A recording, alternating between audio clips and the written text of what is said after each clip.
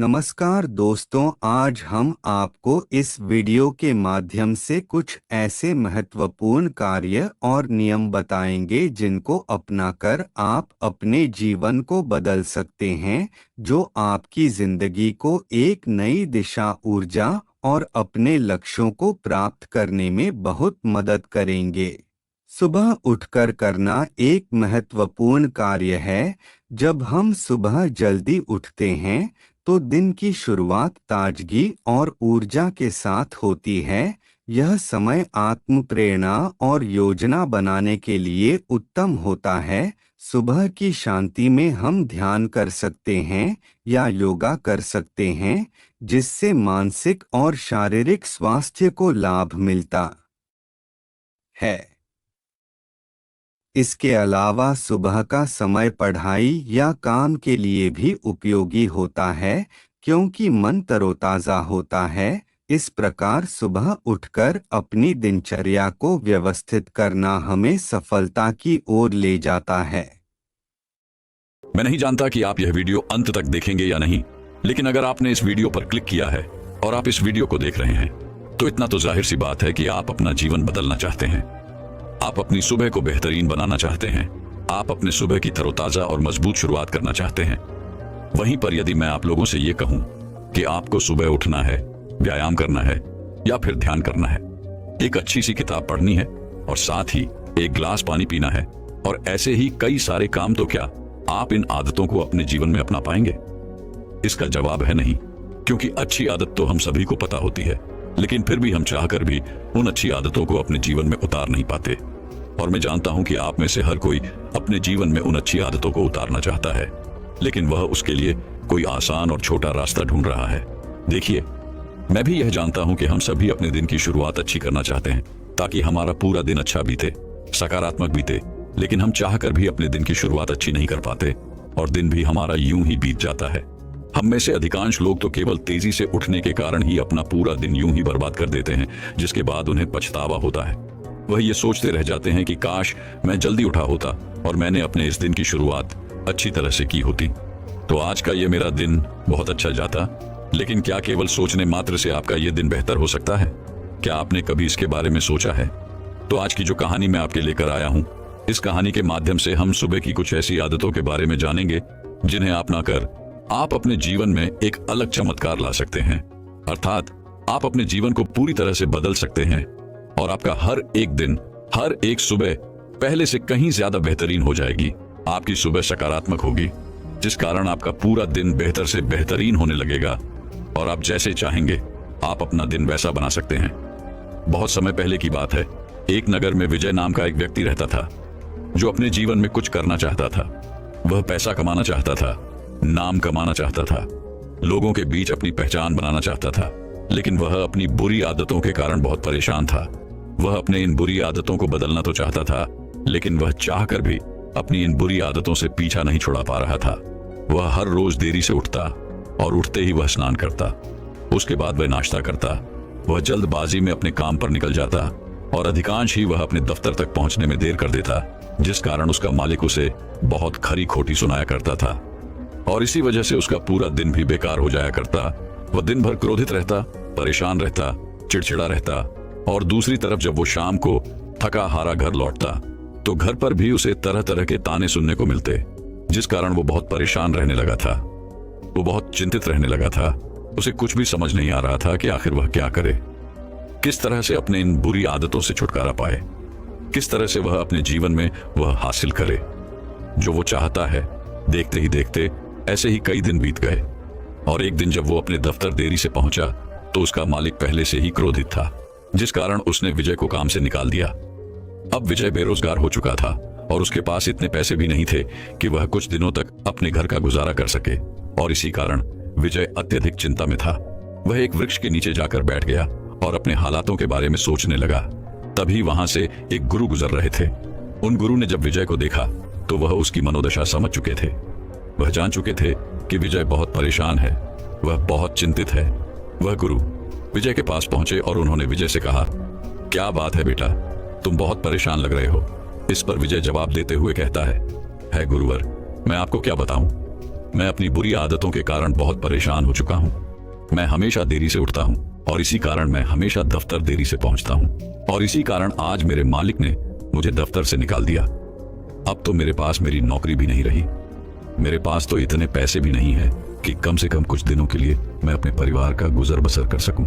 मैं तो अपने जीवन में कुछ बड़ा करना चाहता था, पैसे कमाना चाहता था, नाम कमाना चाहता था, लोगों के बीच अपनी पहचान बनाना चाहता था, लेकिन आज मेरे पास कुछ भी नहीं है। अब आप ही बताइए मैं क्या करूं? इस पर वह गुरु विजय से कहते हैं, बेटा, इतनी बड़ी जिंदगी में क्या एक छोटी सी आदत अपनाना तुम्हारे लिए इतना मुश्किल काम है? अगर तुम कुछ अलग करना चाहते हो, कुछ बड़ा करना चाहते हो, अपना नाम कमाना चाहते हो, पैसा कमाना चाहते हो, तो याद रखो कि तुम्हें वह नहीं करना जो दुनिया कर रही है। तुम्हें तो कुछ अलग करना होगा। तुम्हें कुछ अलग करने की हिम्मत दिखानी होगी। ये जज्बा ही तुम्हें कुछ अलग पहचान दिलाएगा और तुम्हें उस मुकाम तक पहुंचाएगा जहां लोग आपको आपके नाम से नहीं बल्कि आपके काम से जानेंगे। और इसकी शुरुआत तुम्हें अपने उन आदतों से करनी होगी जिन आदतों के कारण तुम आज इतने परेशान हो, जिनके कारण आज तुम यहां पर हो। इस पर विजय कहता है गुरुवार, मैंने अपनी आदतों को बदलने की कोशिश की है। मैंने कई तरीके अपनाए, कई तरह की कोशिशें की, लेकिन मैं हर बार नाकामयाब रहा। मैं अपनी आदतों को नहीं बदल पाया और इसी वजह से तो आज मेरी यह हालात है। इस पर वह गुरुवर विजय से कहते हैं, क्योंकि बेटा, तुम वो कर रहे थे जो लोग कर रहे हैं। तुमने कुछ अलग करने की कोशिश ही नहीं की। तुम्हें जिसने जो बताया तुमने वो तरीका अपना लिया। क्या तुमने इसे अपने जीवन में उतार कर देखा? क्या तुमने इसे अपने तरीके से अपना कर देखा? इस पर विजय कहता है, नहीं गुरुवर, मुझे जिसने जो भी बताया, जैसे भी बताया, मैंने उसे उसी तरीके से अपनाया, लेकिन फिर भी मैं उन्हें अपना ना सका। तभी वह गुरु कहते हैं, बेटा, आज मैं तुम्हें कुछ ऐसी आदतें बताने जा रहा हूं जो बहुत छोटी सी हैं, लेकिन तुम्हारे जीवन में बहुत बड़ा बदलाव लाने में सक्षम है। यदि तुम इन आदतों को अपने जीवन में उतार लेते हो तो तुम अवश्य ही अपने जीवन में सफलता प्राप्त कर पाओगे। तुम जैसे चाहोगे तुम अपना जीवन वैसे ही बिताओगे। तभी विजय कहता है गुरुवर, बताइए वह कौन सी आदतें हैं? कृपया करके मेरा मार्गदर्शन करें। इस पर गुरुवर विजय से कहते हैं, बेटा, सबसे पहली आदत है कि भीड़ से पहले उठो। तुमने देखा होगा कि अधिकांश लोग 9 बजे, 10 बजे या फिर 11 बजे तक उठते हैं और ऐसे उनका आधा दिन तो यूं ही निकल जाता है। लेकिन जब तक उन बाकी लोगों से सुबह जल्दी उठते हो तो तुम पहले ही उन बाकी लोगों के मुकाबले सबसे अमीर हो, क्योंकि तुम उनके मुकाबले 3-4 घंटे पहले हो चुके हो और पूरे दिन में तुम्हारे पास अब 3-4 घंटे उनसे कहीं ज्यादा है। अर्थात अब तुम्हारे पास 3-4 घंटे अधिक समय है और इस समय का इस्तेमाल तुम अपने लक्ष्य को प्राप्त करने में लगा सकते हो। तभी विजय कहता है गुरुवर, आपने तो इतनी आसानी से कह दिया कि सुबह 5 या 6 बजे उठो, लेकिन मैं उठूंगा कैसे? अगर ये इतनी आसान आदत होती तो क्या मैंने इसे पहले ही नहीं अपना दिया होता? इस पर वह गुरु मुस्कुराने लगे और विजय से कहते हैं, बेटा, तुमने देखा होगा कि आजकल हर कोई घंटी वाली घड़ियों का इस्तेमाल करते हैं जिससे वह सुबह जल्दी उठ सके। लेकिन जब सुबह सुबह उनकी नींद गहरी होती है, उसी वक्त वह घंटी घड़ी बजने लगती है और ऐसे में उनकी नींद में अवरोध पड़ने लगता है और तब वह व्यक्ति उस घड़ी की घंटी को बंद करके फिर से सो जाते हैं। और यहीं से शुरू होती है आपकी जादुई सुबह, अर्थात दिन भर चिड़चिड़ापन जो पूरे दिन बरकरार रहता है। इसीलिए यह कोशिश करो कि जैसे ही आपकी घंटी बजे, आप पहले ही घंटी के साथ अपने बिस्तर को छोड़ दें और उठकर तैयार हो जाए। इससे आपकी सुबह बेहतरीन हो जाएगी, आप तरोताजा महसूस करेंगे और इसी समय आपके भीतर सकारात्मकता का प्रभाव भी होगा, जिससे पूरे दिन आपका मस्तिष्क केवल सकारात्मक विचारों पर ही काम करता है।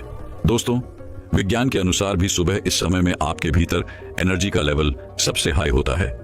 विज्ञान भी यही कहता है कि सुबह जल्दी उठने से हमारे दिमाग पर तनाव कम पड़ता है और हमारा मस्तिष्क कुछ ऐसे हार्मोन्स छोड़ता है जिनके कारण हम दिन भर तनाव मुक्त रहते हैं और हमारा पूरा दिन खुशनुमा रहता है। हम पूरे दिन तरोताजा और अच्छा महसूस कर पाते हैं।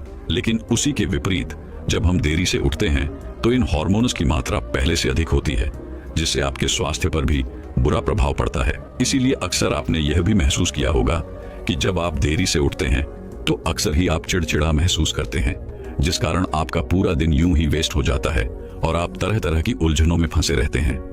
आपका मस्तिष्क तनाव में रहता है और आप कोई भी फैसला सही ढंग से नहीं ले पाते। इसलिए सुबह उठना बहुत जरूरी है। आगे वह गुरुवर विजय से कहते हैं, समय के मामले में तो तुम बाकी लोगों से अमीर तो होंगे, लेकिन अब तुम सुबह उठते ही करोगे क्या तुमने इसके बारे में सोचा है? इसका जवाब देते हुए विजय कहता है, हाँ, मैं जानता हूं कि मुझे सुबह क्या करना है। सुबह उठते ही सबसे पहले मैं अखबार पढ़ता हूँ, फिर स्नान करता हूँ, नहाता हूँ और उसके बाद में दफ्तर के लिए निकल जाता हूँ। तभी वह गुरुवर कहते हैं, तुम्हें ऐसा बिल्कुल भी नहीं करना चाहिए। सुबह उठकर सबसे पहले तुम्हें 2 से 3 मिनट के लिए शांति से बैठना चाहिए। उसके बाद तुम्हें पूरे 1 गिलास पानी पीना चाहिए, क्योंकि रात भर तुम्हारे शरीर को पानी नहीं मिला होता, जिस कारण तुम्हारे शरीर में पानी की कमी होती है। और ऐसे में जब तुम 1 गिलास पानी पीते हो, इससे न केवल तुम्हारे शरीर को पानी मिलता है, बल्कि हमारा शरीर और मजबूत होता है और उसे तरह तरह की बीमारी से लड़ने की क्षमता भी प्राप्त होती है। और सुबह उठकर 1 गिलास पानी पीने से हमारा पेट भी अच्छी तरह से साफ होता है। साथ ही यह हमारे पाचन तंत्र को भी मजबूत करने में हमारी बहुत मदद करता है। लेकिन सुबह उठते ही पानी पीने की यह जो आदत है, यह सबसे आसान तरीका है जिससे आप प्राकृतिक रूप से अपने चेहरे पर वह चमक प्राप्त कर सकते हैं। और 1 गिलास पानी पीने से आपके शरीर के भीतर बैठी हुई वह सारी गंदगी भी बाहर निकल जाती है और हमारा खून भी साफ होने लगता है। इसलिए सुबह उठकर 1 गिलास पानी पीना आपके लिए बहुत ज्यादा जरूरी है। लेकिन आपने देखा होगा कि हम में से अधिकांश लोग सुबह उठते ही सबसे पहले अपने मोबाइल को देखते हैं। उसके अंदर क्या नोटिफिकेशन आई है, क्या कुछ नया आया है, क्या नई खबर आई है। ऐसा आपको बिल्कुल भी नहीं करना चाहिए। ऐसा करने से आपकी सुबह की वह तरोताजगी जड़ से मिट जाती है। इसका कारण यही है कि दुनिया भर की नकारात्मक सोशल मीडिया प्लेटफॉर्म के जरिए हमारे दिमाग में तरह तरह की बातें भर दी जाती हैं। और सुबह सुबह यदि हम नकारात्मक चीजें देखेंगे, सुनेंगे या फिर पढ़ेंगे, तो ये हम पर नकारात्मक प्रभाव ही डालेगा। इसलिए सुबह उठकर आपको कम से कम 2 से 3 मिनट तक शांति से बैठना है और अपने आप से सकारात्मक बातें करनी है और साथ ही 1 गिलास पानी भी पीना है। मैं आपको इतने सारे कारण इसलिए बता रहा हूं ताकि मैं चाहता हूं कि आपके लिए कोई एक कारण जो सबसे महत्वपूर्ण हो, कम से कम उसी के लिए आप यह आदत अपना ले, जिससे आपका जीवन पहले से बेहतर हो जाए। आगे वह गुरुवर विजय से कहते हैं, बेटा, तुम सुबह जल्दी उठ भी गए और तुमने 1 गिलास पानी भी पी लिया, लेकिन अब उसके बाद तुम्हें क्या करना चाहिए, यह भी ध्यान से सुन लो। आगे वह गुरुवर विजय को अगली आदत बताते हुए कहते हैं, 1 गिलास पानी पीने के बाद हम में से अधिकांश लोग नाश्ता करने चले जाते हैं, लेकिन तुम्हें ऐसा नहीं करना है। तुम्हें नाश्ता करने से पहले अर्थात खाली पेट कम से कम 10 मिनट के लिए व्यायाम करना है, या फिर तुम चाहो तो ध्यान भी कर सकते हो। और यदि तुम यह पहले से ही करते हो तो कम से कम तुम्हें 20 मिनट या फिर 30 मिनट के लिए व्यायाम करना शुरू करना चाहिए। और यदि तुम यह नहीं करते हो तो तुम्हें केवल 10 मिनट से ही इसकी शुरुआत करनी चाहिए। तभी विजय उन गुरुवर की बात को काटते हुए कहता है गुरुवर, मैंने व्यायाम करने की कोशिश की है, लेकिन केवल 1 या 2 दिन, उसके बाद में व्यायाम नहीं कर पाता, क्योंकि मेरे शरीर में बहुत दर्द होने लगता है और फिर व्यायाम करने का मन ही नहीं होता। इसलिए मैं 1 या 2 दिन के बाद व्यायाम नहीं कर पाता। इस पर वह गुरु मुस्कुराने लगे और विजय से कहते हैं, बेटा, शुरुआती दिनों में आपको व्यायाम करने में थोड़ी सी परेशानी तो अवश्य आएगी, बदन भी दर्द होगा, क्योंकि आपके शरीर को व्यायाम करने की आदत नहीं है और आपने अचानक ही व्यायाम करना शुरू कर दिया, जिससे आपके शरीर की ऊर्जा की खपत होती है, जिससे आंख थकान महसूस करने लगते हैं, आंख को दर्द भी महसूस होता है और इसी कारण हम व्यायाम करना छोड़ देते हैं।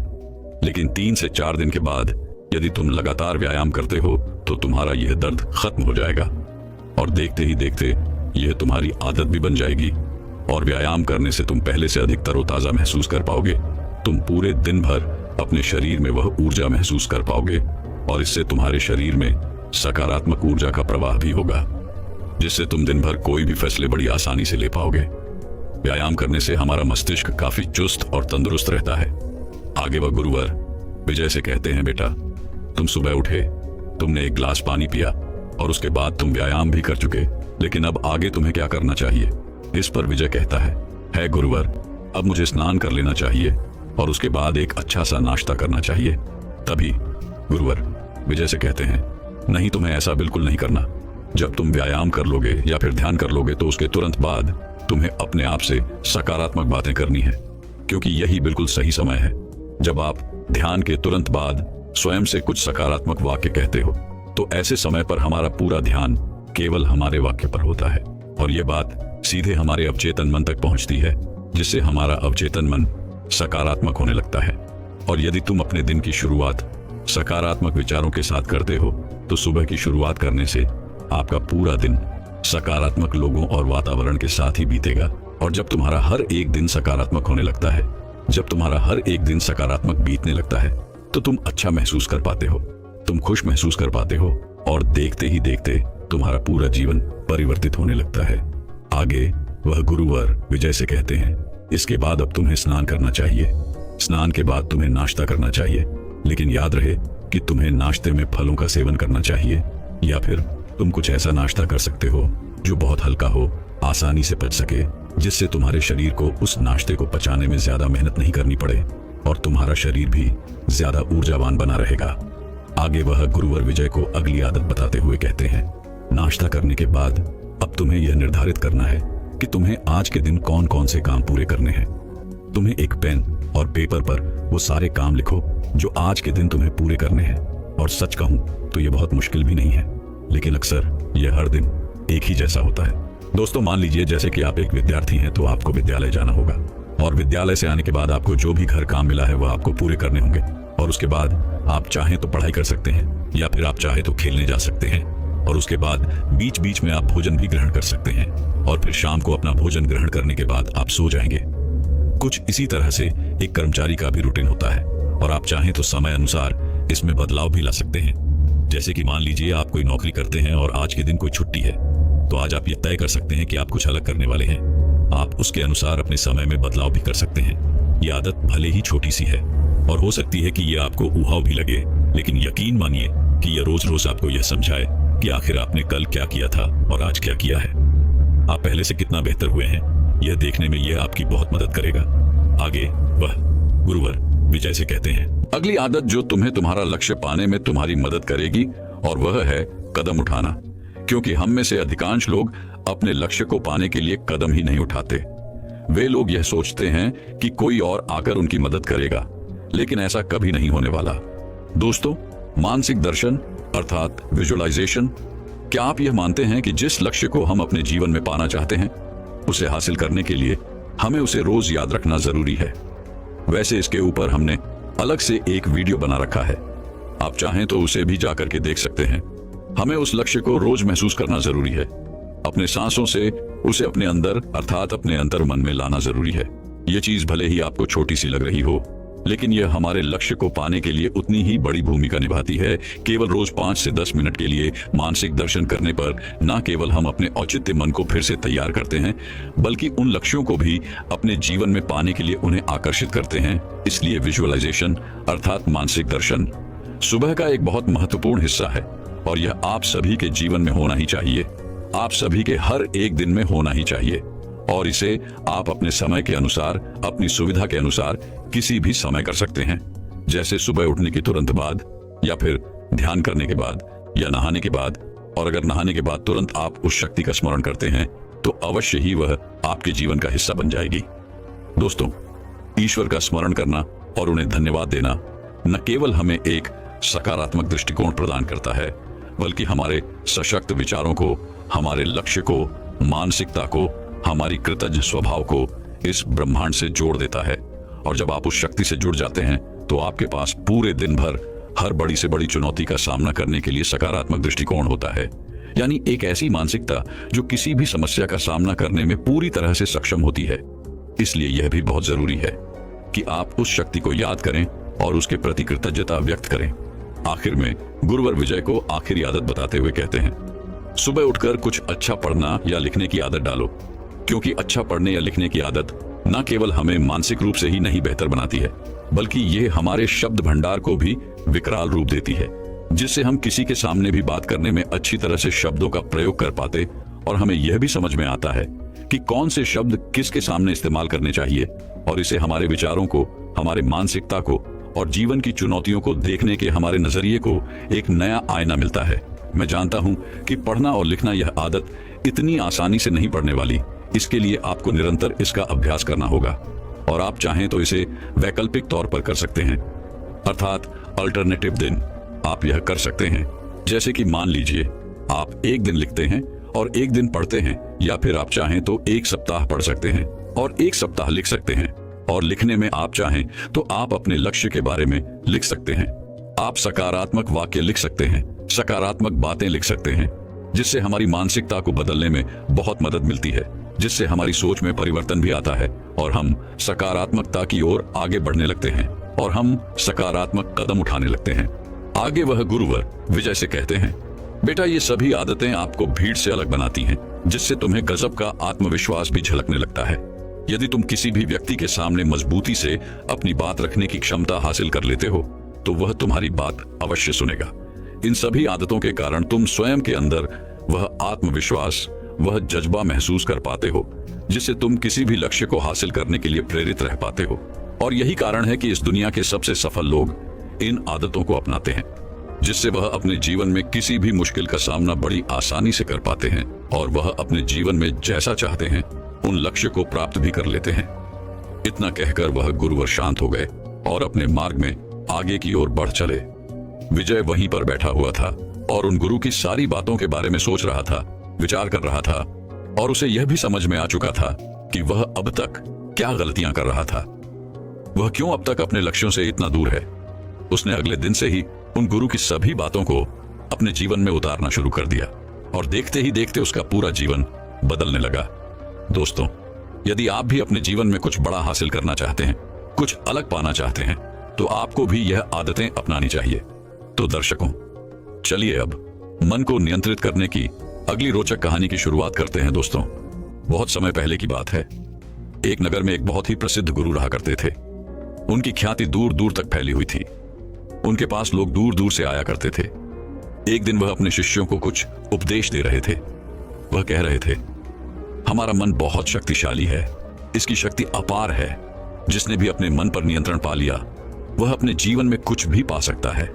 अपने मन का इस्तेमाल करके तुम वो सब कर सकते हो, तुम वो सब पा सकते हो जो तुम चाहते हो और इसमें तुम्हें कोई नहीं रोक सकता। वहां पर उपस्थित सभी शिष्य उन गुरु की सारी बातें ध्यानपूर्वक सुन रहे थे। तभी एक शिष्य खड़ा हुआ और उसने उन गुरुवर से कहा, एच गुरुवर, आखिर यह मन क्या है, हम कौन हैं और इस ब्रह्मांड में हमारा अस्तित्व क्या है। इस पर गुरु मुस्कुराने लगे और अपने उस शिष्य से कहते हैं, तुम कौन हो, पहले तुम मुझे यह बताओ। इस पर मनुष्य कहता है, हे गुरुवर, मैं एक लड़का हूं, मैं आप ही के साथ इसी आश्रम में रहता हूं, मेरा नाम पृथ्वी है और मैं आपका एक शिष्य हूं। इस पर वह गुरु अपने उस शिष्य से कहते हैं, ठीक है, मैं ये समझ गया कि तुम्हारा नाम पृथ्वी है और तुम मेरे साथ मेरे आश्रम में ही रहते हो, तुम मेरे एक शिष्य हो। लेकिन यह तो तुम्हारा शरीर है जो हमें इस दुनिया में दिखाई दे रहा है, लेकिन आपके भीतर जो आपके शरीर को चलाने वाली शक्ति है वह तो दिखाई नहीं देती और शरीर को चलाने वाली चैतन्य शक्ति को ही हम आत्मा कहते हैं। तभी मनुष्य एक बार फिर उन गुरुवर से कहता है, हे गुरुवर, यह आत्मा क्या होती है। इस पर वह गुरुवर अपने शिष्य के इस सवाल का जवाब देते हुए कहते हैं, भंते, आत्मा हमें दिखाई नहीं देती, हम उसे केवल महसूस कर सकते हैं। ठीक उसी तरह जिस तरह यह हवा जिसे हम देख नहीं सकते लेकिन इसे हम महसूस जरूर कर सकते हैं। दोस्तों, ठीक उसी तरह से बिजली भी है। बिजली से चलते पंखे को हम देख सकते हैं, लेकिन बिजली अर्थात उसे चलाने वाली ऊर्जा अदृश्य है। बिजली के बिना उस पंखे का कोई अस्तित्व नहीं। आगे वह गुरु अपने शिष्य से कहते हैं, ठीक इसी प्रकार हमारी आत्मा जब हमारे शरीर को छोड़कर चली जाती है तो हमारे शरीर का कोई अस्तित्व नहीं रह जाता। हमारा अस्तित्व वहीं पर समाप्त हो जाता है, जिसे हम मृत्यु कहते हैं। तभी मनुष्य एक बार फिर से खड़ा होता है और उन गुरुओं से कहता है, आप तो हमें मन के बारे में बता रहे थे, फिर आखिर हमारे मन और हमारी आत्मा का क्या संबंध है। इस पर वह गुरु कहते हैं, अपने शिष्य को समझाते हुए कहते हैं, भंते, हमारी आत्मा 3 काम करती है, मन, बुद्धि और संस्कार। चलो मैं तुम्हें इसे एक उदाहरण के तौर पर समझाता हूं। जब भी तुम्हारे सामने परीक्षा निकट होती है तो उस समय तुम्हें अधिक से अधिक पाठ्यक्रमों को याद करने की आवश्यकता पड़ती है और ठीक उसी समय हमारे मन में से एक आवाज आती है कि मैं इतना सब कुछ एक दिन में याद नहीं कर सकता, लेकिन हाँ, मैं नकल जरूर कर सकता हूँ या फिर मैं किसी से पूछ सकता हूँ। ठीक इसी प्रकार हमारे मन में कई प्रकार के विचार उत्पन्न होने लगते हैं और जब आप इन सब विचारों को पढ़कर किसी एक विचार पर निर्णय लेते हैं, अर्थात किसी एक विचार पर संकल्प लेते हैं, तो इसी फैसले को बुद्धि कहते हैं। और वहीं पर यदि आपकी बुद्धि भी आपसे यही कहती है, हाँ, तुम नकल करके अवश्य ही उत्तीर्ण हो जाओगे और ऐसा करना सही है, तो ये हो गया आपका संस्कार। और एक बार यदि आपका संस्कार बन गया तो सोच किसी काम की नहीं रह जाती, संस्कार ही हमारे व्यवहार में रह जाता है। जैसे कि अभी आप किसी के बच्चे हैं, किसी के भाई, किसी के बहन, किसी की माता या फिर पिता। सभी के जीवन में आप एक अलग और अहम भूमिका निभाते हैं। आपकी अलग अलग जिम्मेदारियां भी हैं, लेकिन आप हैं तो एक ही। ठीक इसी प्रकार हमारी आत्मा भी है, वह है तो एक ही, लेकिन वह 3 अलग अलग काम करती है: मन, बुद्धि और संस्कार। और हमारी आत्मा की सबसे पहली सोच में शक्ति है मन, क्योंकि हमारा मन बहुत शक्तिशाली होता है। इसमें अपार शक्ति होती है। मन में ही सोचने और विचारने की क्षमता होती है। हमारे मन में ही इच्छा शक्ति और कल्पना शक्ति जागती है। मन से ही हम महसूस करते हैं, और जब हम अपने मन की शक्ति के अधीन हो जाते हैं तो हम अपने हर कार्य को मन की संतुष्टि के लिए करने लगते हैं। जो कार्य सरल होता है उसे तो हम बड़ी आसानी से कर लेते हैं, लेकिन जो भी कार्य थोड़ा सा भी मुश्किल होता है, जिन्हें पूरा करने में हमें थोड़ी मेहनत करनी पड़ती है, उसके लिए हमें एक सशक्त विचार और मजबूत संकल्पनाओं की आवश्यकता पड़ती है। लेकिन जब हम उस कार्य को नहीं कर पाते तो हम अपने आप को अर्थात अपने मन को दोष देने लगते हैं, उसे कोसने लगते हैं। लेकिन हम ये भूल जाते हैं कि हमारा मन अत्यधिक चंचल है, ठीक उसी चंचल घोड़े की तरह जो हर दिशा में लगातार भागता रहता है।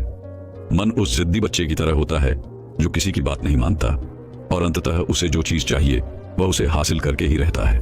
और जब हम अपने आत्मा के अस्तित्व को नकार करके शरीर को ही अपनी पहचान बनाते हैं तो हम अपने मन के अधीन हो जाते हैं। इतना ही नहीं, हम अन्य व्यक्तियों के मन को लुभाने वाले वस्त्रों और तरह तरह की चीजों का आचरण भी करने लगते हैं। तभी मनुष्य उन गुरुवर से कहता है, हे गुरुवर, तो क्या केवल हमारे मन हमें केवल भटकाने का ही कार्य करता है? क्या इसका और कोई कार्य नहीं? इस पर वह गुरु कहते हैं, उस शिष्य से कहते हैं, भंते हमारे मन का दूसरा पहलू भी है। हमारा मन अन्य शक्तियों और संभावनाओं का भंडार है। जब से इस ब्रह्मांड की उत्पत्ति हुई है तब से ही हमारा मन भी है, और यह नश्वर है, अर्थात इसे कभी मारा नहीं जा सकता। यह एक शरीर छोड़कर दूसरे शरीर में बस जाता है, और जब हम यह महसूस कर पाते हैं कि हमारा अस्तित्व इस नश्वर शरीर से कहीं आगे है, तब हम यह भी समझ पाते हैं कि हमारी आत्मा इस ब्रह्मांड का एक अंश है। हम अपने मन के अनंत शक्ति को महसूस कर पाते हैं। इस दुनिया में जन्म लेने वाले महान वैज्ञानिक और बड़े से बड़े लोग भी अपने मन का केवल 15% हिस्सा ही इस्तेमाल कर पाए हैं, और जब केवल 15% शक्तियां हासिल करने के बाद भी वह अपना नाम अमर कर गए। तो जरा एक बार के लिए अंदाजा लगाइए कि अगर आपने अपने मन का 100% इस्तेमाल कर लिया तो आप किस प्रकार की संभावनाओं को हासिल कर सकते हैं। एक औसत व्यक्ति अपने मन का केवल 5% हिस्सा ही इस्तेमाल कर पाता है, और बची हुई सारे 95% शक्तियां हमारे मित्र के साथ ही यूं ही व्यस्त हो जाती हैं। हमारे मन में हर रोज हजारों विचार जन्म लेते हैं, और जब वैज्ञानिकों ने जब हमारे मन पर शोध की तो उन्हें पता लगा कि ये मुख्य 4 प्रकार के होते हैं, जिनमें सबसे पहला है सकारात्मक विचार। लेकिन इनकी मात्रा बहुत कम होती है। जो भी व्यक्ति सकारात्मक विचार रखता है वह जीवन में कुछ भी हासिल कर सकता है। वह हमेशा खुश और आनंदित रहता है। वह किसी भी बड़ी से बड़ी समस्या या परिस्थितियों का सामना करने में सक्षम होता है। अगला है नकारात्मक विचार। इसमें बुराई, कमजोरी और विकृत मानसिकता वाले विचारों का समावेश होता है करते हैं, और वह अपने जीवन में कभी कुछ हासिल नहीं कर पाते। तीसरा है आवश्यक विचार। ये ऐसे विचार होते हैं जो हमारे दिनचर्या से संबंधित होते हैं, जैसे आज मुझे इस काम को इतने समय पर पूरा करना है, आज मुझे इतने सारे काम करने हैं, इन लोगों से मिलना है, इनसे बातें करनी है, मुझे ये करना है, मुझे वो करना है। ऐसे ही कई प्रकार के विचार जो हमारी दिनचर्या से संबंधित होते हैं, और ये सभी हमारे लिए आवश्यक विचार होते हैं। हम दिन भर जो भी कार्य करते हैं वो हमारे आवश्यक विचारों के कारण ही होता है। चौथा है व्यस्त विचार। इसमें जितने भी विचार होते हैं वह सभी बीती घटनाओं से प्रेरित होते हैं। जैसे कि पिछले साल मेरे मित्र ने मुझे धोखा दिया था, इसलिए मैं उससे बात नहीं करना चाहता, मैं उससे नफरत करता हूं। इन विचारों में हम व्यक्त कर ही दुख लेते हैं, सुनी सुनाई बातों के बारे में सोचते रहते हैं, और मन ही मन परेशान होकर अलग अलग विचार सोचते रहते हैं। और एक मनोवैज्ञानिक के विश्लेषण के अनुसार हमारे मन में आने वाले 80% विचार भूतकाल की बीती घटनाओं से ही प्रेरित होते हैं, और 15% विचार भविष्य की कल्पनाओं से संबंधित होते हैं। जैसे मैं भविष्य में यह करूंगा, यदि मैं ऐसा करूंगा तो मुझे वैसा मिलेगा, मैं यह करूंगा, मैं वह करूंगा, मुझे ये मिलेगा, मुझे वो मिलेगा। और बचे हुए केवल 5% विचार ही हम वर्तमान में रहकर जीते, अर्थात वर्तमान समय से संबंधित होते हैं, जबकि हम ये भूल जाते हैं कि वर्तमान हमारे लिए कितना कीमती है, और ये आप भी अच्छी तरह से जानते हैं।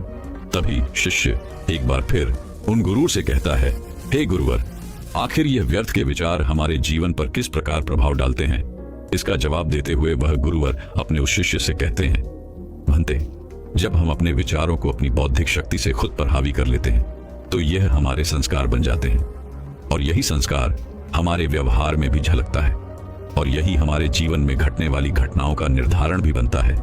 मान लीजिए, क्या आपने हाल ही में कोई ऐसा बुरा अनुभव किया है जिसे आप भुलाना चाहते हैं लेकिन आप भुला नहीं पा रहे?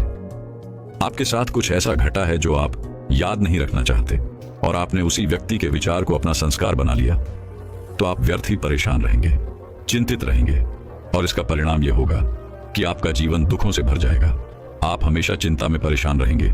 लेकिन उसी के विपरीत, यदि आप अपनी बौद्धिक शक्ति का इस्तेमाल करके किसी सकारात्मक विचार को आत्मसात करते हैं तो आपका जीवन शांत और आनंद में हो जाएगा।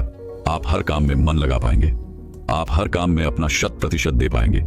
इसीलिए यह हम पर निर्भर करता है कि हम अपने मन को अपना सबसे अच्छा दोस्त बनाना चाहते हैं या दुश्मन, क्योंकि जैसे हमारे मन के विचार होंगे वैसे ही हमारी भावनाएं और व्यवहार भी होगा, और फिर वैसा ही हमारा जीवन भी होगा, क्योंकि हमारे विचार के आधार पर ही हमारे मन की मान्यताएं निर्मित होती हैं, और जैसी मान्यताएं होती हैं वैसा ही हमारा जीवन भी होता है, क्योंकि हमारे मन में उठने वाले विचार एक बीज की तरह है। जैसे विचार हम अपने मन में बोते हैं वैसे ही हमें फल भी मिलते हैं। यदि आप सकारात्मक विचारों के बीज मन में बोएंगे तो आपका जीवन सकारात्मकता से भर जाएगा। फलस्वरूप आप खुश और आनंदित रहेंगे। आप किसी भी परिस्थिति का सामना करने में सक्षम होंगे। सकारात्मकता हमारे भीतर शक्ति का संचार करता है, जबकि नकारात्मक विचार हमारे मानसिक शक्तियों को कमजोर कर देता है, जिस कारण हम अधिकांश थकान और आलस महसूस करते हैं और हम अपने लक्ष्य की तरफ भी आगे नहीं बढ़ पाते। और ऐसे अधिकांश व्यक्ति अपने जीवन में कभी कोई लक्ष्य निर्धारित तक नहीं करते, जिस कारण उनका पूरा जीवन यूं ही व्यर्थ हो जाता है। वह अपना पूरा जीवन बिना किसी लक्ष्य के जीते हैं। आगे वह गुरु अपने शिष्य को आत्मा का दूसरा काम बताते हुए कहते हैं, हे भंते, दूसरी शक्ति है बुद्धि। हमारे मन और बुद्धि का एक दूसरे से बहुत गहरा संबंध है, और इन 3 शक्तियों में बुद्धि सबसे महत्वपूर्ण है। इसी को हम अंतरात्मा की आवाज भी कहते हैं, क्योंकि यह कभी गलत नहीं होती, केवल आवश्यकता है तो इसे सुनने की। हमारी बुद्धि के पास 2 शक्तियां होती हैं, विवेक और स्वतंत्रता।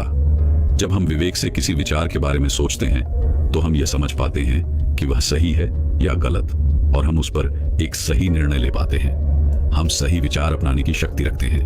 हमारी बुद्धि को विवेक और स्वतंत्रता इसलिए दी गई है ताकि हम अपने हर काम को स्वतंत्रता पूर्वक तथा विवेकपूर्ण होकर अपने काम कर सके, जिससे हम अपने कर्म के प्रति स्वयं उत्तरदायी हों, न कि ईश्वर, क्योंकि ईश्वर कभी भी हमारे कदमों में दखलंदाजी नहीं करते। हम स्वयं अपने विवेक से अपने जीवन के निर्णय लेते हैं। हम अपनी बुद्धि के विवेक से ही सही और गलत का फैसला करते हैं, और जब हमारी बुद्धि किसी बात को लेकर अपनी अंतरात्मा को परखती है, उसका विश्लेषण करती है, तो वह हर बात का वास्तविक फैसला कर पाती है।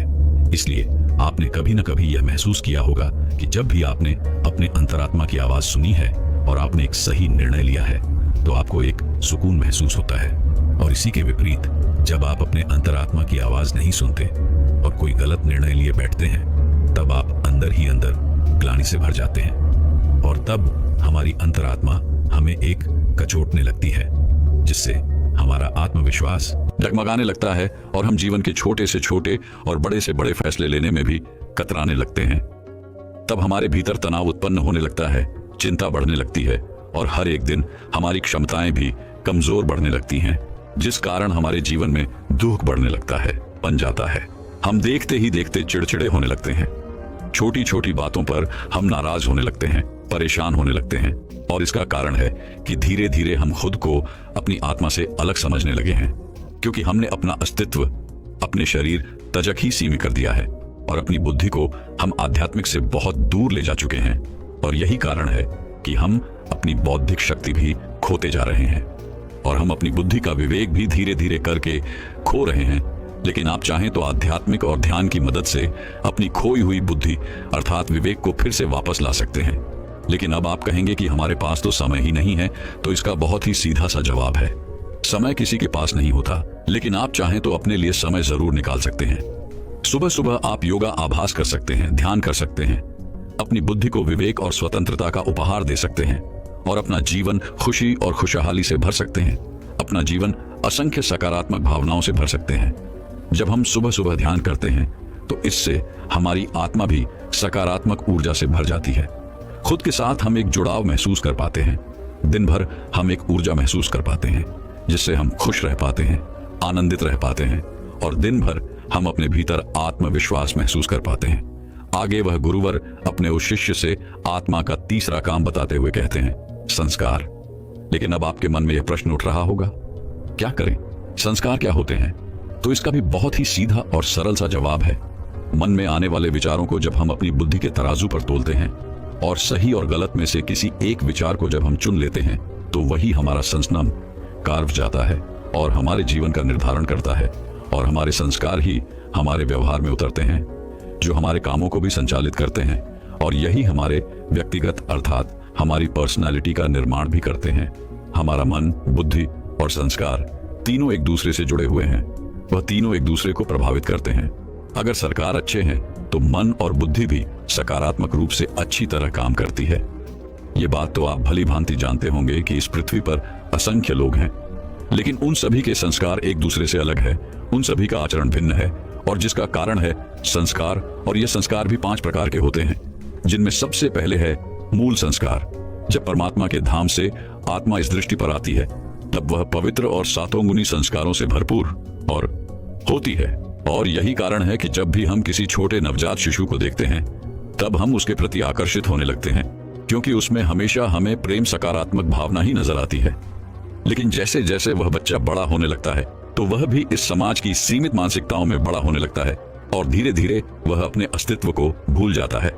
और देखते ही देखते उस बच्चे में लालच, लोभ, क्रोध, मोह आदि अनेक प्रकार के अगुण अपने आप ही पनपने लगते हैं, जिस कारण वह अपने मूल संस्कारों को खो बैठता है। आगे वह गुरु है दूसरे संस्कार बताते हुए कहते हैं, पूर्व जन्म के संस्कार। ये संस्कार हमें अपने पूर्वजों जन्मों के किए गए कर्मों से मिलते हैं। और यही कारण है कि आपने कभी कभी सुना ही होगा कि किसी 5 वर्षीय बच्चे ने पूरे शास्त्रों का अध्ययन कर लिया है। किसी बच्चे को ऐसी ऐसी भाषाएं आती हैं जिसके बारे में आप तक नहीं जानते, जो उसके परिवार में कभी बोली तक नहीं जाती। क्या आपने कभी यह सोचा है आखिर ये संस्कार उनमें कहां से आए? और यदि यह संस्कार उनके अंदर उभरे हैं तो हमारे अंदर क्यों नहीं? पूर्व जन्म के संस्कार तो हर आत्मा के अंदर उदय होते हैं, लेकिन उनकी तीव्रता अलग अलग होती है। जब पूर्व जन्म के संस्कार हमारी बुद्धि पर हावी हो जाते हैं तो हमारा विवेक काम नहीं करता और स्वतंत्रता छिन जाती है। हमारी इंद्रियां उन्हीं संस्कारों के अनुरूप काम करने लगती है। तीसरा है गर्भ संस्कार। ये संस्कार हमें माता के गर्भ में ही मिलता है। माता और पिता के आपसी चिंतक और विचारों का प्रभाव हमारे संस्कारों का निर्धारण करता है। आपने ये बात तो अवश्य ही सुनी होगी, अभिमन्यु को भी चक्रव्यूह को तोड़कर अंदर जाने का संस्कार मिला था, लेकिन उन्हें बाहर निकलने का संस्कार नहीं मिल पाया, क्योंकि उनकी माता को नींद आ जाने के कारण वह आगे की कथा नहीं सुन पाई थी। चौथा संस्कार है हमारे वातावरण, जिसे आप संगति कह सकते हैं। अगर हमारी संगति अच्छी रहती है तो हमारी आदतें और आचरण भी अच्छे और सकारात्मक होते हैं, लेकिन वहीं पर यदि हम बुरे वातावरण में रहते हैं तो हमारे संस्कार भी उनसे प्रभावित होंगे और हमारे अंदर भी नकारात्मकता और बुरे संस्कार ही पनपेंगे। 5वां संस्कार है दृढ़ता। हम दृढ़ता से अच्छा संस्कार बना सकते हैं और मुश्किल से मुश्किल कामों को हम आसानी से कर सकते हैं। जब हम मनोबल का इस्तेमाल करके अपने भीतर कोई अच्छा संस्कार लाते हैं तो इससे हमारा व्यक्तित्व चमकने लगता है और हमारा आत्मविश्वास भी बढ़ जाता है। हमारी आत्मा को इस संस्कार से एक सकारात्मक दिशा मिलती है और हम लगातार अपने लक्ष्यों की ओर आगे बढ़ते चले जाते हैं। इस पर पश्चिम एक बार फिर खड़ा होता है और उन गुरु से कहता है, हे गुरु है, आप कह रहे हैं कि हमारी आत्मा के 5 संस्कार हैं, जिनमें से क्या हम पहले 4 संस्कारों के प्रभाव को खत्म कर सकते हैं, अर्थात क्या उन्हें नया रूप दे सकते हैं? इसका जवाब देते हुए बदुराई अपने शिष्य से कहते हैं, हाँ, यदि तुम चाहो तो अपने भीतर उन 4 संस्कारों को एक बार फिर से निर्मित कर सकते हो और इसके लिए तुम्हें 5वें संस्कार का इस्तेमाल करना होगा, अर्थात दृढ़ शक्ति और मनोबल से। यदि तुम चाहो तो अपनी दृढ़ इच्छा शक्ति और मनोबल से हर संस्कार को बदल सकते हो। दृढ़ता की यह शक्ति हर व्यक्ति में होती है, लेकिन आवश्यकता है तो केवल इसे जागृत करने की, और इसके लिए हर एक व्यक्ति को एक सकारात्मक संकल्प की आवश्यकता पड़ती है। से और भावनात्मक अभिव्यक्ति से हर किसी को अपनी ओर आकर्षित कर सकते हो। दोस्तों, आजकल हम सभी यह चाहते हैं कि कहीं भी जाएं, लोगों को आपकी मौजूदगी का एहसास हो, चाहे किसी भी लाइन में क्यों ना हो। व्यक्तिगत और पेशेवर जीवन में अपनी बातों का प्रभाव दूसरों पर डालना एक महत्वपूर्ण कौशल है। यह कौशल न केवल संवाद को प्रभावशाली बनाता है, बल्कि यह व्यक्तिगत संबंधों और कार्यस्थल पर सहयोग को भी बेहतर बनाता है।